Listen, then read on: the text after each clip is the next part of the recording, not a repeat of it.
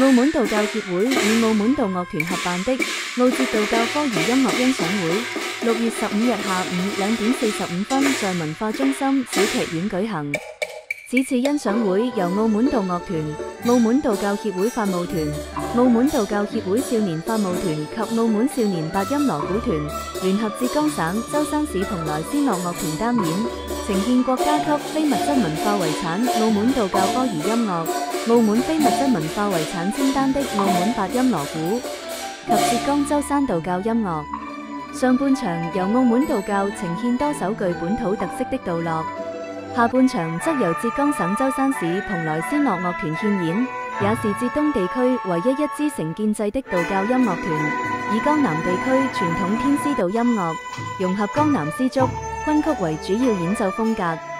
澳門道教協會會長吳炳志強調，道樂欣賞會是以音弘道的實踐，透過青少年參與與跨地域合作，讓非遺從儀式走向生活。浙江省道教協會副會長陸陽表示，澳門道教界音樂專業性強，與內地道教界往來頻繁，希望未來繼續努力，不斷注入新的元素。舟山市蓬萊仙樂樂團團長陳大謙表示，很榮幸受邀率團來澳參與演出，是次演出具有開創性，對浙澳道教界的交流互鑒意義重大。澳門道教協會副會長葉達表示，通過舉辦每年一度的道樂音樂會，有助促進澳門同內地道教領域的相互學習，啟益良多。